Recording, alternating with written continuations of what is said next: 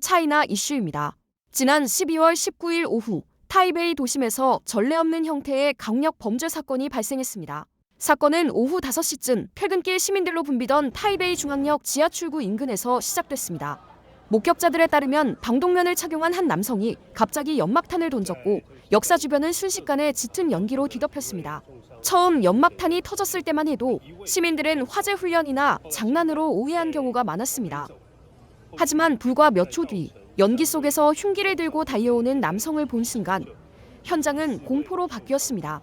이 과정에서 50대 남성 한 명이 심정지 상태로 병원에 이송됐지만 끝내 숨졌습니다. 공격은 이동하며 이어졌습니다. 용의자는 현장을 벗어나 지하 통로를 통해 이동한 뒤 중산역 인근으로 향했습니다.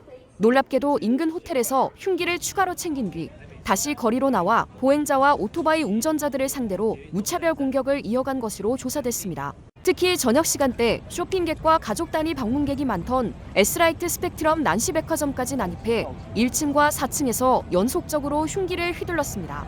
경찰은 즉각 대응에 나섰지만 복수의 장소에서 연속적으로 갑작스럽게 벌어진 공격에 초기 통제에는 많은 어려움을 겪은 것으로 전해졌습니다.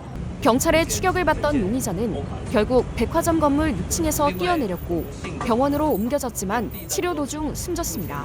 이번 사건으로 용의자를 포함해 총 4명이 숨지고 9명이 부상을 입었습니다. 대만 사회는 총기 사건이 드문 나라에서 벌어진 최악의 도심 난동이라며 큰 충격에 빠졌습니다. 경찰 조사로 드러난 숨진 용의자는 27살 남성, 이름은 장원으로 확인됐습니다. 경찰 조사 결과 과거 경비 보안 관련 업무를 한 이력이 있었지만 사건 당시에는 무직 상태였으며 병역법 위반 혐의로 수배 중이었던 것으로 드러났습니다. 또한 용의자의 거주지와 숙소를 압수수색하는 과정에서 화염병 제조에 사용될 수 있는 물품과 여러 종류의 흉기가 발견됐습니다. 다만 경찰은 현재까지 공범 정황은 확인되지 않았다고 밝혔습니다. 이번 사건이 대만 사회에 남긴 충격은 사망자 수 그 이상이라는 평가가 나옵니다. 범행 지역 답사 정황 등 여러 경고 신호가 있었음에도 사전에 차단되지 못했습니다. 다음 소식은 중국의 식품 위생 논란입니다.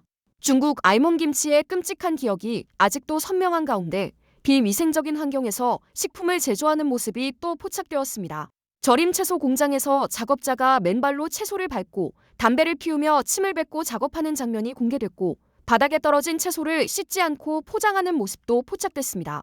해당 제품은 중국 내 유통은 물론 해외로도 수출된 것으로 알려졌습니다. 내부 관계자의 증언에 따르면 위반해도 벌금만 내면 된다. 이는 단순한 관리 소홀이 아니라 식품 안전에 대한 구조적 인식 문제라는 비판으로 이어지고 있습니다.